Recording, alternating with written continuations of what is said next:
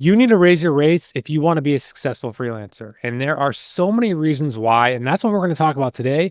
We're going to talk about why you need to raise your rates and you need to do it right now. So, Jessica, why do you think most freelancers are just not charging enough? There's a lot of different reasons, but the first reason I want to talk about is this idea of your point of reference because a lot of freelancers usually have a 9 to 5. Some of us jump ship from our 9 to 5, some of us have a side hustle and slowly transition, but regardless, you have a 9 to 5. So therefore, your reference point is your hourly rate that you made at the 9 to 5. So that's usually where most freelancers start, which is such a trap because in your corporate 9 to 5, you probably made hopefully more than I did, which was $25 an hour, but you translate that over into the freelancing world and you're not making much when you take into consideration business insurance, Roth IRA contributions, health insurance, all of these different expenses, taxes, that's a huge one. You're not making much. So you're not going to survive as a freelancer. And I think that's a message that we should share with all of these newer freelancers. Do not use your 9 to 5 salary as a reference point for your freelancing pricing. I mean, how much did you make at your 9 to 5 on an hourly basis? Yeah, I think I was right around the $30 an hour range. I know it was like a $40,000 a year salary job. So, yeah, that is not going to cut it because when I think about a salaried job, you're basically giving your employer a discount, a bulk discount for hiring you week after week, month after month, year after year. And there are so many things when you become a freelancer that are non-billable hours that you have to invest in order to survive and to win clients that you're never going to be able to get a client to pay for because it's non-billable time that you have to spend in order to get your business off the ground. And so if you don't incorporate all of those investments of time that you have to do in order to run your business, like client acquisition, sharpening your portfolio, making your website awesome, all these things that you have to spend time on that you can't technically charge a client for. If you don't bake that into your pricing, if you don't bake that into your hourly rate, you are not going to survive. And that's the first thing I want to talk about today, which is freelancing is a game of survival. And what you'll be shocked by is that a lot of the times, if you can out survive your competition, you're going to be in an amazing spot because your competition might be charging too little. And if you can out survive them and out compete them on a long enough timeline, you'll just watch as your competitors just fade away because they went back to a 9 to 5 job or they just got burnt out and they stopped freelancing. I can think of a handful of people who started out freelancing at the same time I did, and they all have 9 to 5 jobs. They weren't able to stick it out. They didn't really have the stomach for freelancing. And I went on to their LinkedIn's, and lo and behold, they have corporate jobs. So if you have the stomach for it, if you're able to charge higher rates, actually be super smart about the financials, you will be able to outlast your competitors. And when I think of financials, again, we're not financial advisors by any means, but download QuickBooks. Get yourself YNAB. Be in the weeds, know your numbers, because that is going to shed so much light on how much you actually owe for taxes, on how much you should be setting aside for an emergency fund. And when you see the numbers, plain and simple, that is going to shift your mindset. And then you're going to start approaching freelancing with more of a business owner mindset, not just like, oh, yeah, I'll just charge the lowest rate that a client is willing to pay me. No, like you have rent to pay. You have to be serious about that. And that's just going to come across in how you communicate. And it's going to determine, are you going to work with the low value clients or are you going to go after the high value clients? Yeah, I mean, that's a great point. I never even thought about how important it is to become an expert at accounting if you want to be a long-term freelancer because I guess when you actually look at some of the headlines about like how aware people are of their finances. I think most people are really bad with their finances, and they don't use accounting software. They don't monitor where their money is going, flowing in and out. And if you don't become an expert at accounting, an expert at your finances, you're not going to realize just how much of your money is being spent on living life, on software, on insurance, on a million different things. And if you don't have a really good pulse on those expenses, you're going to probably not charge enough as a freelancer.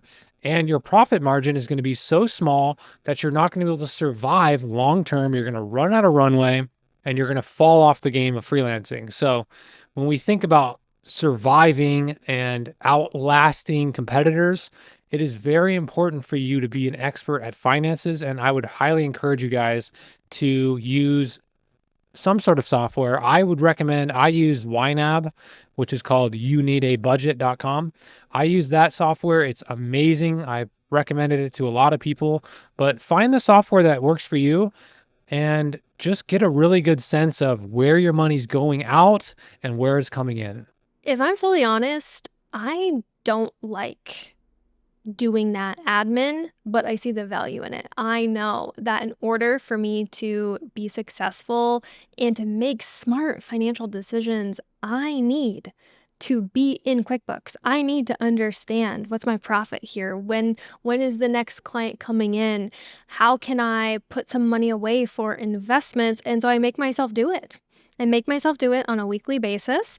And sometimes if I don't want to do it, I'll treat myself to like a matcha or some sort of latte, but I make myself do it and it just makes me feel better and it gives me peace of mind because you never ever want to just bury your head in the sand and not understand your finances because that is the foundation for so many of your decisions. You have to know your numbers.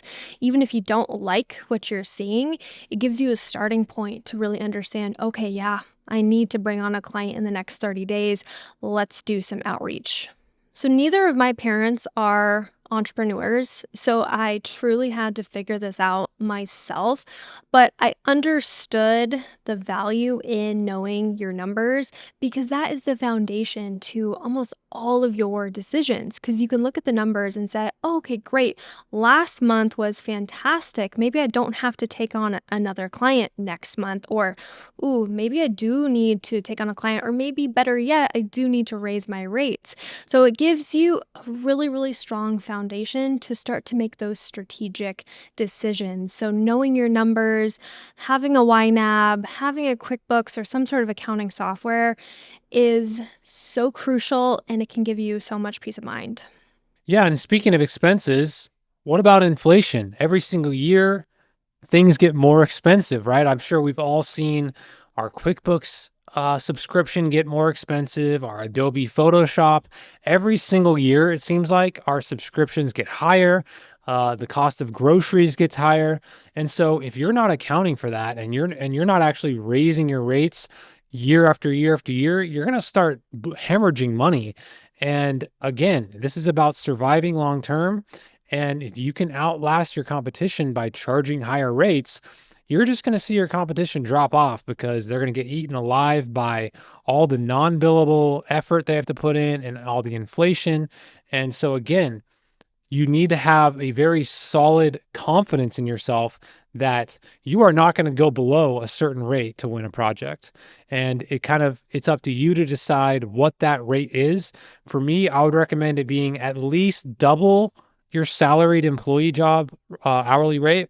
Now, we don't recommend anyone charge hourly, but if you do want to kind of figure out what your day rate and your half day rate is, you can take that hourly rate that you had at your 9 to 5 job, multiply it by at least two, and then figure out what your day rate would be for that. As I'm thinking through, what does it actually take to play the long game, to outcompete your competitors, I think back to when I started freelancing, and we just posted a podcast episode, so we'll link it above. But I got kind of lucky with my first freelance client. I was able to negotiate with them, and they gave me a pretty good, sizable monthly retainer, which I was able to live on. And that was my very first impression of freelancing. So I got a taste of the good life. I got a taste of what it actually feels like to work with a client that values me, that respects me, that pays my invoices on time, that actually invests in me. So that was my first impression of freelancing. And honestly, I think that has allowed me to stay in the game longer because I know what it was like to have an amazing client right out of the gate. Now, don't get me wrong, I've had my fair share of bad clients over the years, and I've learned some painful lessons working with low value clients, but I knew what the pinnacle was. I knew what it was like working with an amazing client. I think that has helped me understand and notice the difference between a high value client and a low value client so I can stay in the game longer. Yeah, I mean, I can't emphasize enough how important it is for freelancers to not get jaded. So, when we talk about surviving long term, thriving long term as a freelancer, your ability to not get jaded on your freelancing business is so important. And I don't think freelancers realize how important it is to protect your mindset, to protect your outlook. And when your rates are too low, you really start to attract low value clients. You have a mindset of scarcity. You have a mindset of, oh, if I could just win this project, I'm going to give them a really good rate just so I can win this project. What you're doing is you're increasing the odds of that project going sideways. You're increasing the odds of getting entangled with a low value client. And we all know what that can ensue with when that happens, because when you get into a relationship with a low value client, the odds that that goes sideways are really high. And, you're going to end up like a lot of these people that complain online about freelancing, that complain online about Upwork, that complain online about just being a freelancer, because a lot of the times they charged a low rate, a too low of a rate. They got a client that didn't respect them, and then they had a bad client experience, and now they hate freelancing, and now they're going to go get a 9 to 5 job. So your ability to protect your mindset, your ability to protect that impression that you have of you enjoy being a freelancer is so important. And I'll say I had a very similar situation where when we talk about Upwork, my first Upwork client was a really high value client that respected me. They paid me over $100 an hour. And by having that be such a positive first client experience for me, it did show me what was possible. And I think that's really important for you guys to have a positive first experience as well, versus just lowering your rate as far as you can go and then getting a low value client and then becoming like all these other jaded freelancers online who say that it's a race to the bottom, it's full of low value clients, and freelancing is dead. So again, having a good first experience is super important, and it's definitely worth whatever patience you have to employ to hold out for that higher priced project. And I just want to emphasize financial patience. That's why it's so crucial to have a cushion. Have a cushion. If you don't have a cushion, keep your 9 to 5 for a few extra months. Get some more money in the bank so that you can make these strategic decisions. And when you think about your client roster, it is worth holding out for those higher value clients, and just think about the financials of it. If you can hold out and land 2 high value, high paying clients that will cover your monthly expenses versus having maybe 8 low value clients where you're constantly stressed out, you hate your life, you're miserable, it's worth it to wait. And again, like we're talking about, it's the long-term game, and it's the mindset of the long-term game. Yeah, and if you are earning a higher profit margin on these higher priced projects when your rates are higher, that actually buys you time to invest back into your own self. And when you have a higher profit margin on your projects, that's going to give you time to work on your portfolio. It's going to give you the breathing room for you to be able to spend that time working on your website, working on your demo reel, working on all these things, sharpening your skills. that's a much higher leverage use of time than dealing with low priced clients all day long. Because at that point, you won't have time. You will not have time to update your portfolio, to post on social media, to work on all the admin side of your business because you're going to be too busy and stressed working with these low value clients, and you're not going to be able to move forward and prospect and get those larger contracts because you're busy with all these low value clients. Yeah, I mean, there's like a burnout epidemic for a lot of freelancers who are full-time freelancers. They might be full-time freelancers, but they're just surviving barely by a thread because their rates are too low. They don't have any breathing room. They absolutely 100% need every single project that they can get their hands on, and that's just such a bad way to live as a freelancer. You need to be able to charge enough to where during those moments where you're not working on client work, you have the peace of mind and you can give yourself the permission to sharpen your skills, to increase your perceived value on your profile, go get a new profile headshot, work on your profile video, all these non-billable hours that are so very important to you as a freelancer.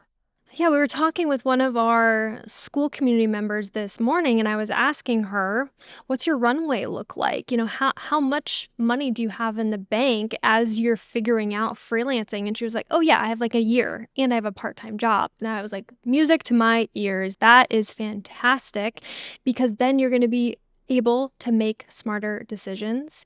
You're going to be able to package up your services, identify what kind of clients you want to actually work with, and then take on those high value clients and just completely pass those low value clients."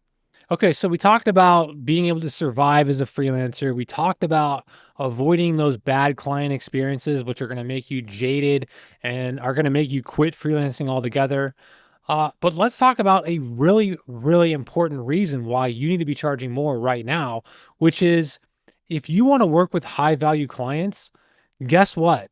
Those high value clients are going to be turned off if you offer them a rate that is too low. They're actually going to be repulsed from you. And that's because high value clients, they want to work with specialists, they want to work with experts, they want to work with freelancers that are extremely self-confident. And guess what? Self-confident freelancers have higher rates than other freelancers. And if you're not in that upper percentile in the rate department, they're going to see you as a lower value freelancer and they're probably not going to hire you. I know when I first started out freelancing, I heard this concept and I was like, yeah, right. Yeah, right. What are you even talking about? But over the years, I have learned this lesson. It is true. It is 1000% true because when a freelancer approaches a high value client and they have a $30 an hour rate, the high value client is thinking automatically, "Ooh, that's a discount deal. That's a cheap freelancer, therefore lower quality." And yes, these high value clients, they have the budget and typically it's not coming out of their bank account. And I've noticed a direct correlation between the health of a business, so the annual revenue of a business, and if they're a high value client or a low value client. And so you want to work with the high value clients, and that means it's actually better. It's actually much, much better to have a higher hourly rate or a higher premium rate because you're going to attract those high value clients. Yeah, I mean, when I look back at my early days of freelancing, I cringe so hard because I nowadays, 10 years later, I realized that I was in my desperation to win projects. I would submit proposals for jobs and my rate would have been laughable to that high value client. And my low rate actually disqualified me from so many projects. I don't even want to think about it. It makes me sick. You need to realize high value clients, price is not at the top of their determining factor on who they hire. Price is actually probably halfway down. Now, a lot of times they have a budget range to work with, and it's usually higher than you think, which is why one of the tips that we give people is to ask clients what their actual budget range is when that's possible. Now, if you're on Upwork, you usually can't do that, but you never want to give them one price. You want to give them a sort of budget range or an estimate range, because a lot of times they do have higher budgets, and with those higher budgets are higher expectations. But if you offer a client a rate that is too low, that is laughably low, to a client that is used to working with experts, they're going to laugh you out of the room and you're just going to look like an absolute amateur. So I cannot emphasize enough how important it is to not undercharge when you're trying to win high value clients. Especially when you want to work with enterprise level clients. Rate is at the bottom of their list. They firstly want to make sure you're a specialist, you're at the top of your game, you can deliver the results that you promise. That is what they care about the most, and they're willing to pay for that. And when we think about Upwork, which is a topic we talk about a lot on this channel, the thing about Upwork is your job history shows what you charged. Okay. So if you're trying to win clients on Upwork that are high value clients, guess what? I guarantee you they're going to look at what you charged your previous clients and they're going to use that to judge your quality. And yes, I know you can hide your rates, you can hide your earnings, but let's be honest, if you're hiding your earnings, we all know what that means. We all know that you're not proud of your rates, and that's why you're hiding your earnings. That is the only reason why you're hiding your earnings. So, again, if you're not charging enough and you're not charging enough on Upwork, high value clients are going to see your job history. They're going to see that you charged that last client $50 for the entire project, and they're going to completely disqualify you at all. And something I've noticed when it comes to the vetting process, specifically between the high value clients and the low value clients, it is a world apart.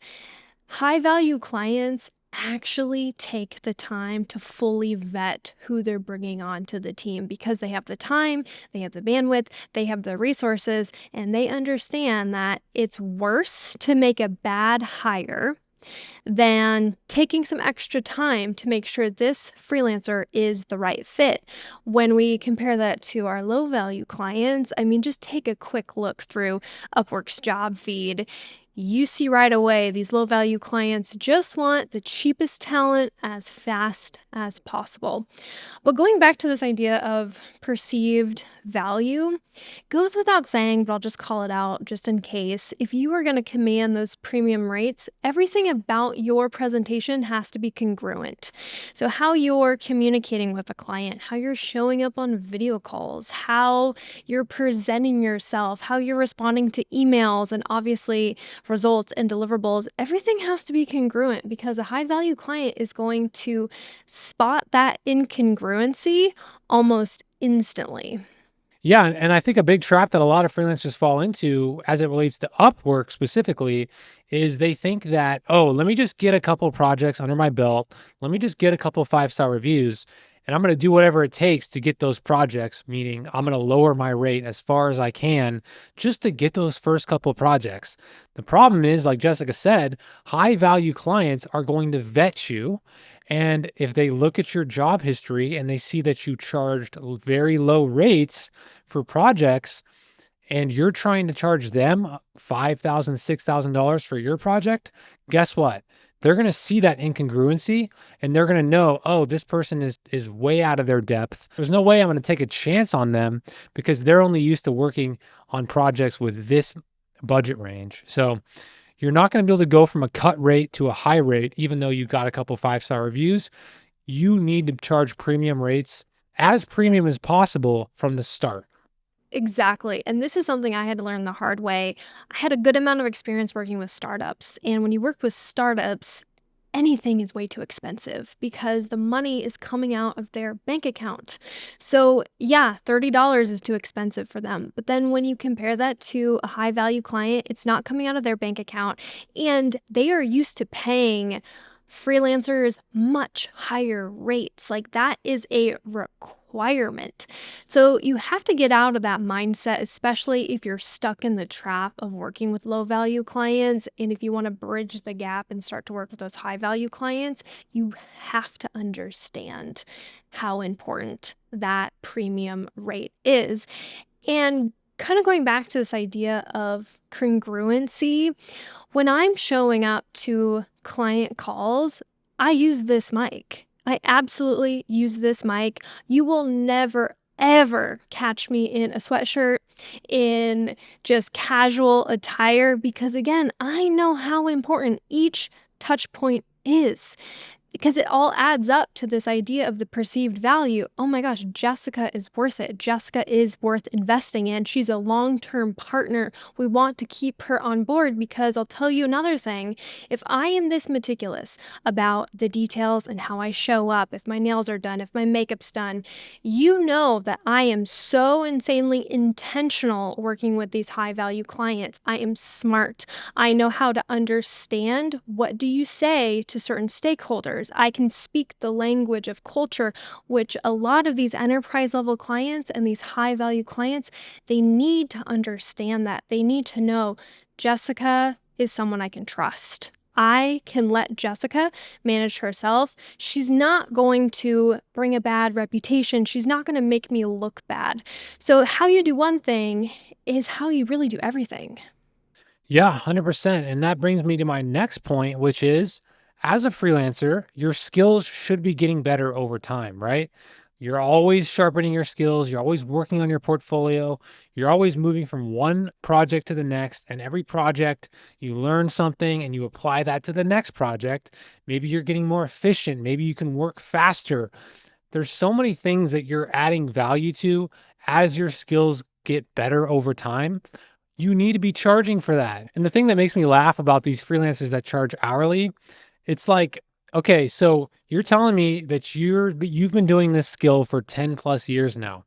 It probably takes you half the amount of hours to do the same work that it took you in the beginning when you were first starting out. So are you telling me that you should be taking a pay cut because of that? You should be taking a pay cut because you're not able to add as many hours to your bill as you used to? Like, it's a ridiculous thing, and you need to be raising your rates every single time that your skills get better as you become more efficient at your job. And you want to get away from this, like, how much time is something taking, into how much value am I providing. You never want your client to be worried about the time factor. You just need to tell them, yes, this is going to get complete on a certain timeline, but they shouldn't ever be worried about how much actual hours it's taking you to complete their project. And even if you don't intentionally want your client worrying about hours, they are automatically. I mean, I've been on the other side of this where I hired a contractor for a certain number of hours and I'm just unconsciously running the hours. And I'm like, How many hours did that take you?" So just completely move away from that. That is going to help you just have more longevity. And also, when it comes to filling up your roster too, like, the holidays are coming up. Do you really wanna be working during those 2 weeks at the end of December? When you're hourly, yeah, you have to work. If you wanna afford holiday gifts and all of that, but if you're a retainer, you've already front loaded and done all the work you need to do, so you can charge the same amount of money at the end of the month. So you just think about this from a time perspective, it makes so much more sense to charge not only premium rates, but also packaging up your services. Yeah, exactly. And as we talk about premium rates and having a healthy profit margin and getting clients away from worrying about how much time it's taking you to execute a project, let's talk about this. When you charge high rates, you can afford to go way above and beyond for your clients because you're earning so much per hour that you're not so concerned with scope creep, right? Because there's always some sort of scope creep that tends to happen regardless of how high value the client is. But when you're charging premium rates, you don't have to worry about scope creep because you can over deliver. You've already baked that scope creep into your pricing, and now you can say, yes, I can do that for you. Yes, I can add this in, and you can really go above and beyond versus what your competition can do. And speaking of going above and beyond, for my high value clients, I'm getting them nice holiday gifts. I'm remembering those little details. I'm sending them restaurant recommendations for their upcoming vacation. I'm remembering little details.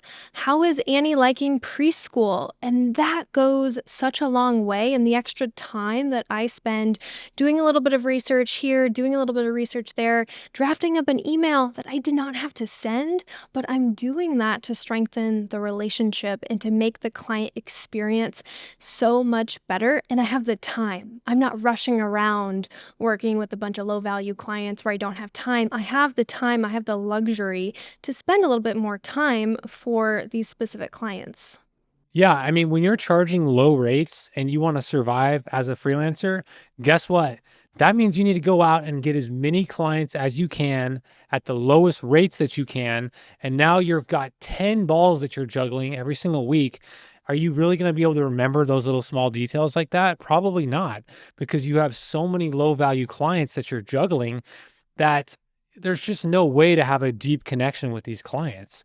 Versus if you take the approach that we take, which is fewer clients, higher rates, the connections are deeper, you're able to remember more details, and you're able to really create a bond between you and the client that there's no way you could have with a low value client. And that's not even to consider retention. Once you can land a great high value premium client, the game is retaining them. So, all of those little details that you remember, the deeper you can make the connection, they will retain you for longer. Therefore, you can show the results that you get them, and you can just work on strengthening the relationship. And it's something I think we should all strive for in being smarter and figuring out what is the long term value of this client? How can I retain them for longer since it's easier to keep your current clients than going out and trying to build trust and rapport with new clients that you've never interacted with before? Yeah, always be thinking, how can I deepen my connection with these clients? How can I be more valuable to these people? And they will repay you in kind. And the less clients that you have, the more effort you can actually put into these client projects and the more above and beyond you can go, which only solidifies that client relationship year after year after year. And now you've got a handful of super high value clients. They pay you what you're worth, and you're not having to spend the mental bandwidth of going out and finding more freaking clients. So that really is the promised land as a freelancer where you don't have to find new clients. And all you have to do is maintain the happy relationship that you have with clients that respect you and pay you what you're worth. And then on the tactical side of things, I have two recommendations that have worked wonders for me as I retain clients for years at a time. So the first one is do research 30 minutes to an hour every single week. Be on the pulse of what's happening. Do research and bring new ideas to your clients. Obviously, make sure they're well thought out and applicable, but do research. Figure out what's happening right now. What can we get inspiration from that industry's doing or this company's doing that? How can we incorporate that into whatever our marketing, our social media? Because clients are going to really appreciate that. Like you're taking the time, you're leading this, you're owning this to make sure their company is up to date with everything. So that's a really easy way to show your value month over month. The second recommendation I have is look for little ways to button things up. So if you're reporting on maybe success of social media, maybe you're reporting on the success of marketing or whatever it is, put the screenshots of whatever that data is into a presentation, into a quick presentation, because you have the time now to look for little ways to go above and beyond to retain this client, and they will appreciate that polish you bring to the table. Okay, so hopefully that convinces you guys why you should be raising your rates if you want to be a successful freelancer. If you're looking for some personalized coaching, some personalized mentoring, our school page is finally live. So if you're interested in having us help you and give you personalized guidance, go ahead and click that link. We've got a little video for you guys to check out. Otherwise, let us know what you think in the comments, and we'll see you in the next one. Happy freelancing.